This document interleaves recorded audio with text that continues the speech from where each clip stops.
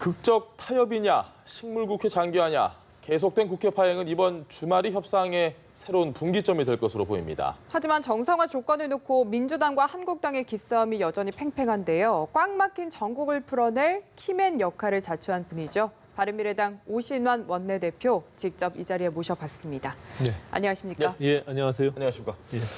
늦었습니다. 원내대표 당선 축하드립니다. 네, 고맙습니다. 좀 많이 늦었죠. 아닙니다.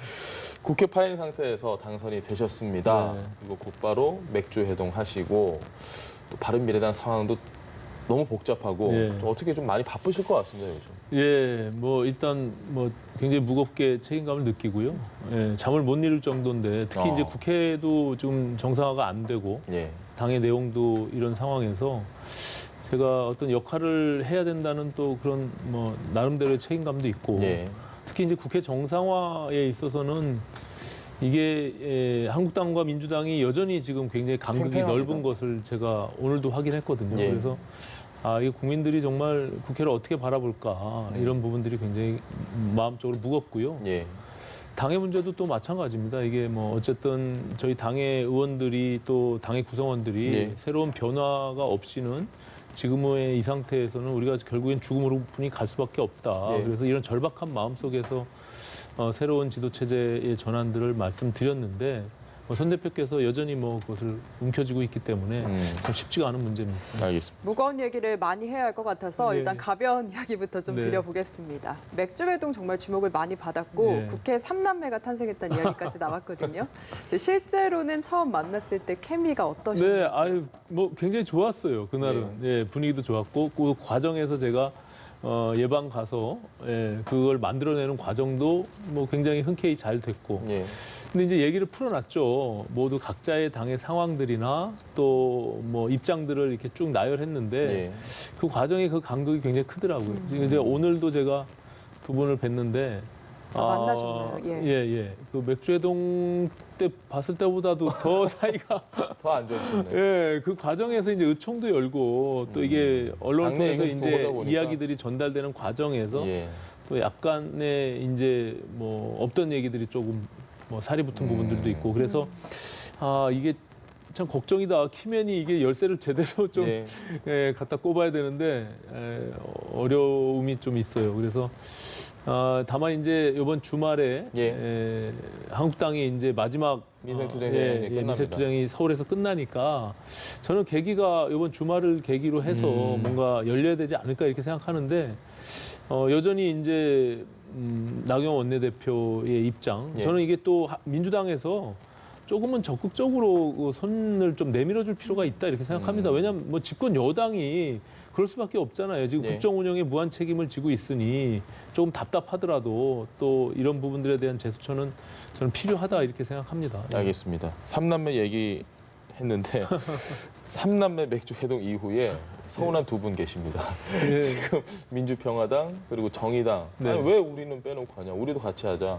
어떻게 생각하세요? 근데 그게 좀 저는 잘 이해가 안 되고 좀 오해가 있는 것 같은 게 국회 정상화를 위해서는 일단 교섭단체 대표들이 국회 일정을 합의를 보고 이것이 다 국회법 절차거든요. 그래서 그분들은 안 본다는 것이 아니라 일단 국회 정상화가 더 먼저인데 다 지금 3명이 봐도 지금 안 되는 판에 5명이 만나면 이게 이해관계나 입장들이 너무나 첨예하거든요. 그래서 저는 일단 국회 정상화를 하고 그 이후에 또 의원들이 이제 내부의 문제들은 국회 내의 어떤 운영과 관련해서는 또 민주평화당이나 정의당과 또 의논을 해야겠죠. 예. 유승민 원내대표 엊그제 나오셔서 맥주 있는 자리에 나를 안 부르는 건 좀 서운하다고 얘기를 하셨습니다.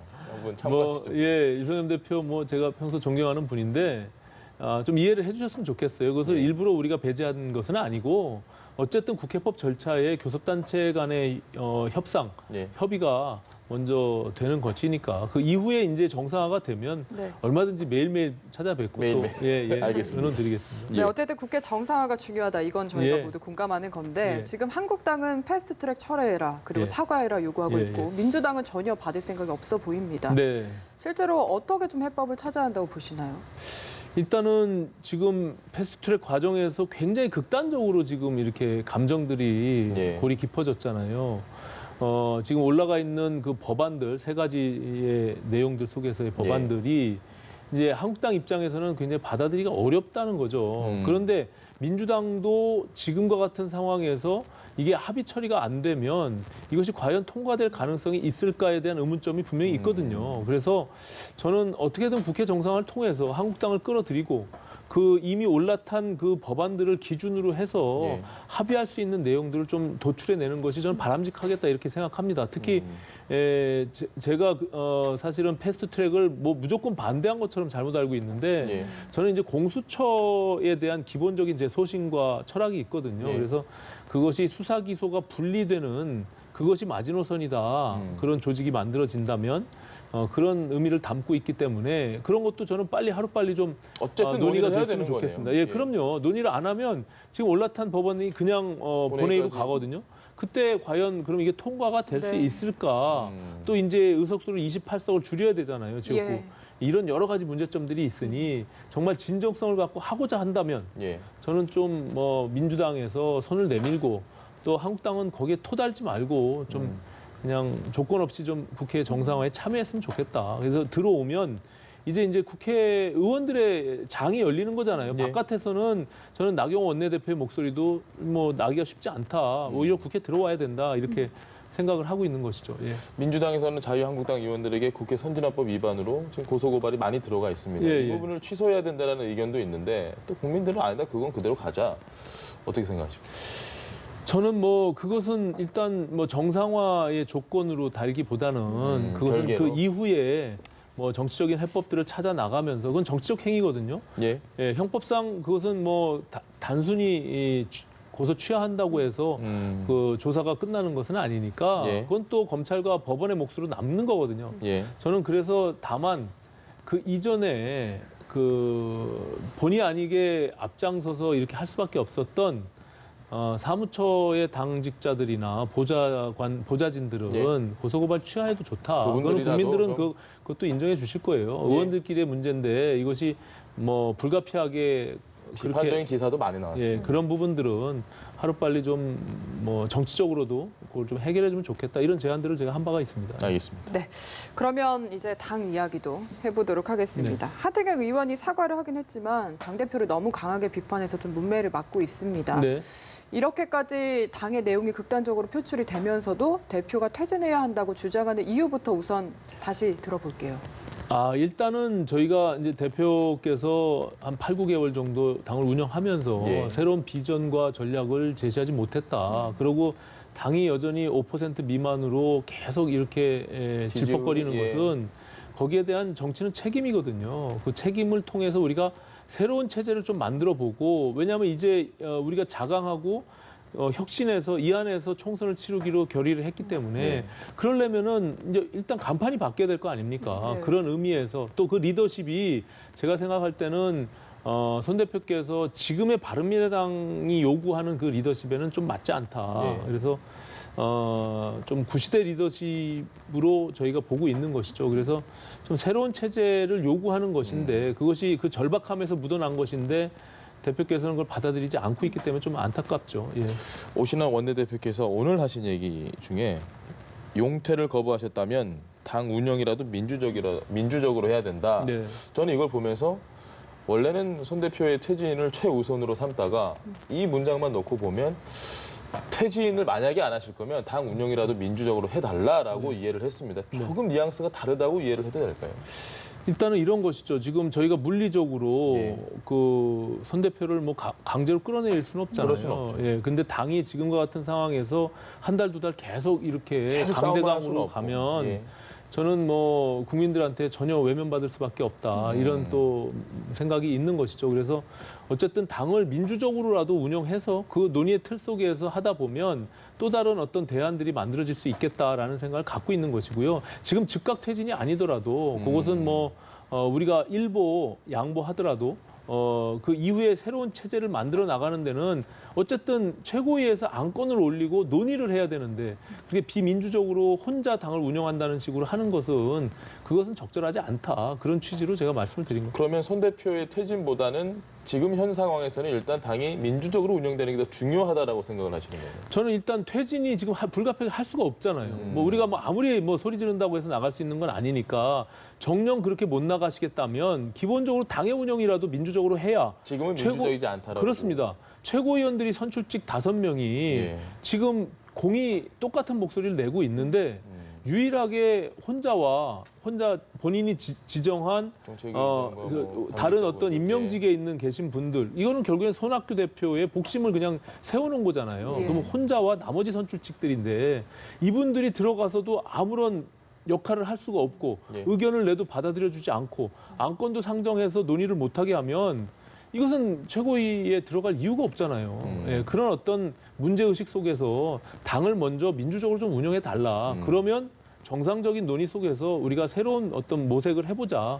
그런 취지의 말씀을 드린 겁니다. 알겠습니다. 이런 지적은 어떻게 보시나요? 사실 퇴진을 계속 요구하고 있는데 손학규 대표 입장에서는 지금 이 상황에서 퇴진을 하게 되면 굉장히 불명예스럽게 내려오는 거거든요. 그래서 퇴로를 좀 열어줘야 한다는 지적이 나오는데요. 네, 뭐 그런 부분들 포함해서 예. 지금 어쨌든 뭐 그것이 지금과 같은 내용 속에서 손 대표께서 스스로 결단을 내려주길 저희는 바랬던 거예요. 그래서 그것을 우리가 뭐 지금 당장 막 끌어내듯이 하겠다는 것이 아니라 지금 당의 절박성 그리고 새로운 변화를 요구하고 있는 이런 대다수 많은 어떤 의원들과 구성원들의 목소리를 좀 무겁게 받아들여 주셨으면 좋겠다. 뭐 이런 취지입니다. 예.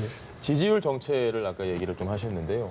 이제 총선이 뭐 생각보다 시간 금방 가지 않습니까? 네, 네. 11개월이면. 예. 유승민 의원이 내년 총선에서 살아남을 가능성이 낮다고 하더라도 자유한국당으로 가진 않겠다. 네. 동의하십니까? 물론입니다. 저는 뭐 아시다시피 과거 새누리당에서 탈당할 때 바른정당을 창당하고 또 그 속에서 국민의당과 통합하면서 바른미래당을 만들었을 때 예. 생각했던 하고자 했던 정치의 비전과 나름대로의 방향성이 있거든요. 그것을 하고 싶은 겁니다. 그러니까 뭐 정치인들이 뭐 무조건 총선에서 꼭 당선되는 게 목표라고만 생각하실 수 있겠지만 예. 물론 그것도 중요하다고 생각합니다. 당선이 돼야 그 다음 스텝으로 내가 또 할 수 있는 역할이 생기니까. 예. 하지만 그런 가치와 내가 정치를 왜 하는지에 대한 기본적인 질문을 배제한 채 단순히 그냥 뭐 당선만을 위해서 한국당으로 그냥 넘어가서 한국당으로 넘어간다고 당선이 된다라는 보장도 저는 없다고 생각하거든요. 예. 그러면서 내가 가지고 있는 가치를 다 버리고 그냥 한국당으로 넘어가는 일은 저는 한 번도 생각해 본 적이 없습니다. 예. 알겠습니다. 유성엽 의원을 다시 좀 불러와야 할 것 네. 같습니다. 많이 소환되는데. 이 자리에 또 나오셔서요. 원내대표 취임하신 후에 바른미래당이 보수화되고 우양우되고 있다. 이런 지적을 하셨는데 여기엔 동의하시나요? 전 동의할 수 없고요. 예. 그때 예방 갔을 때도 굉장히 제가 민망할 정도로 안철수 대표에 대해서 아주 심하게 공격을 하시더라고요. 근데 저는 저 유성엽 대표 왼쪽에 앉아 있었거든요. 예. 제가 우양우가 안 되고 왼쪽에. 저희는 좌고우면하지 않고 예. 우리 바른미래당의 길을 갈 것입니다. 근데 왜 민평당과 한국당에서 우리 바른미래당의 어떤 나아가야 될 방향이나 우리 내부의 문제를 자꾸 갑론을박하는지 잘 알 수가 없어요. 특히 박지원 의원이나 지금 유성엽 의원이나 이런 분들이 왜 그렇다고 생각하십니까? 본인들이 스스로 자기네 당내 문제를 해결할 수 없기 때문에 자꾸 우리 당을 흔들어 놓는데 저는 그것은 정말 부적절한 정치적 행위다 이렇게 생각합니다. 그래서 스스로 자기네들 당의 문제에 천착해서 예. 그 문제를 해결하고 자강할 길을 찾아야지 우리는 민평당에 대해서 한마디도 얘기를 안 합니다. 예? 우리는 뭐 관심도 없고요. 예. 그러니까 우리 당에 관심 끊어주시고 민평당 내부의 문제들을 통해서 국민들께 호소하는 그런 전략으로 좀 바꿔주셨으면 좋겠어요. 더 이상 우리 바른미래당을 흔들지 않았으면 좋겠습니다. 알겠습니다. 시간 관계상 준비한 건 많은데 마지막 질문 네. 가야 될 것 같습니다. 네. 한때 연기자 꿈을 꾸셨던 노신환 원내대표께 네. 바른미래당 원내대표로서의 호프, 예. 호프 미팅할 때 그 호프일 수도 있고요. 예. 호프는 무엇일까라는 질문으로 끝내겠습니다. 저는 뭐 이 정치가 국민들한테 너무 불신이 많고 그런 과정 속에서 정치를 도대체 왜 하는지에 대한 근본적인 자기 질문이 있습니다. 예. 그래서 국민들의 신뢰를 회복하기 위한 그 과정에서 저는 바른미래당이 기본적으로 보이고자 하려고 했던 정치가 있었거든요. 우리가 예. 통합할 때 그 정신, 그것을 다시금 좀 우리가 힘을 모아서 한번 보여주자. 그래서 국민들한테 한번 평가를 받아보고 싶다는 게 마지막 제가 원내대표로서의 희망이고요. 예. 그 과정에서 일단 총선을 좀 우리가 열심히 준비하고 그것은 신뢰를 회복할 때 국민들이 다시금 우리를 손잡아 줄 수 있지 않을까 이런 생각을 갖고 있습니다. 그래서 일로 매진하도록 그렇게 하겠습니다. 예. 알겠습니다. 네, 바른미래당 오신환 원내대표와 함께했습니다. 말씀 잘 네, 들었습니다. 고맙습니다. 고맙습니다.